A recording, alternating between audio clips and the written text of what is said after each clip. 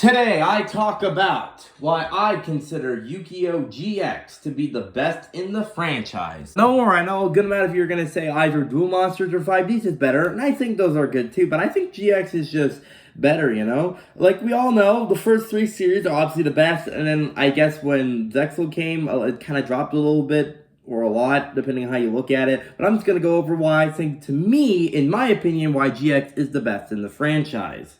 Now, first off, Jaden is a pretty good character. Sure, it might be a little bit too much in, like, the first two episodes to take in, but then you realize that he has a lot of character development across each season and slowly starts to evolve into a more mature but still fun-loving character as each season rolls on, you know. As, like, first season, he's more fun-loving and carefreeing, but later into the season, he's a little bit more serious and, you know, more protecting in a way. As long as season 2, 3, and of course with the whole Supreme King thing in season 3 really evolved into being more serious and mature, but also so fun-loving or to protect his friends while still having fun dueling. He's a very good character, and I feel like not a lot of people see that.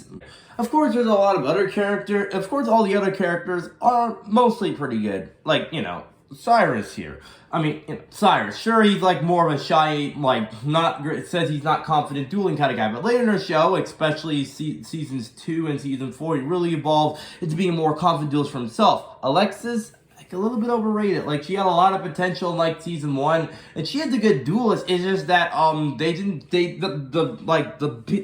like, give her enough duels to duel in, essentially. There's a lot of episodes where she's not dueling, and Bastion, you puss S-head. He's so British and uptight, it makes me want to punch him. And Chumley, he's the I like food guy, essentially. And Zane's kind of a dick, but still, Zane's a pretty good character, you know.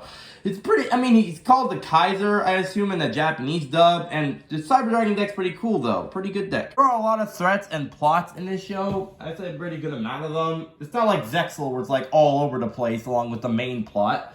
Like, I feel like the plot's pretty good. I mean, for the first good amount of episodes, it's kind of just them, like, chilling in the school, like, trying to get... It's, like, familiar, trying to set us up in the episode, and about, like, around the 20 episodes, then it starts to get a little bit serious with the Shadow Riders, which are not, like, the most particularly interesting thing in the series. I mean, only, like, one or two of them are kind of interesting, I'm gonna be honest.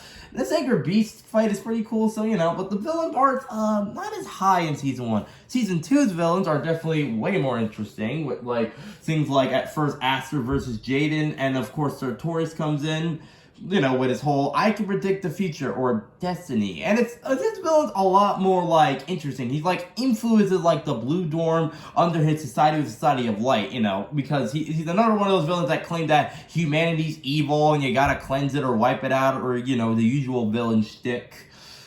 Yeah, of course, Jaden beats Aster, but yes, I feel, yeah, and Season 3's villain goes a lot over the top with the whole, starts out with Viper being, oh, he doesn't look suspicious, but he really is actually suspicious, and then, like, the alternate dimensions with Yubel and all that, and then they gotta go to the world, and then Jane gets taken over by his, like, Season 3's villain for GX is freaking wild, like, I feel like Season 3's villain is on, like, par with, like, Darts from Yu-Gi-Oh! Season 4, and then, like, I don't know what happened in Season 4 because of the Japanese dub, and trying to find, like, the episode of Season 4 of GX is kind of hard because they never made a dub. But essentially, like, the villains is, like, yeah, Night Shroud. Yeah, you remember how Atticus was Night Shroud in Season 1? Oh, hey, they're back. And that's all I got. I don't know. I haven't watched it.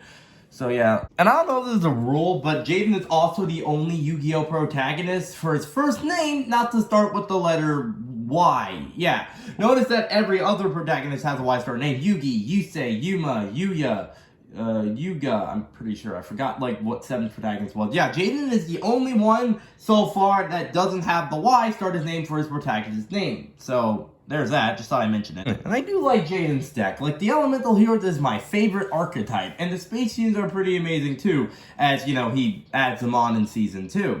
It's pretty good. Like, you know, and yeah, instead of just, like, replacing Elemental Heroes, it's more like a combination of the Elemental Heroes and Space Scenes, which I do like. Yeah, I do like GX. And honestly, in my opinion, I have a lot of good... I could add more reasons, but then the video would be, like, very long. So I'll probably make a follow-up to the video at some point. And also, look, just Duel Monsters and 5Ds is great. If you guys think those theaters are better, then that's fine. But I think GX is just the best one, in my opinion. That's all we got for today. See you all next time. I'll see you later. See ya.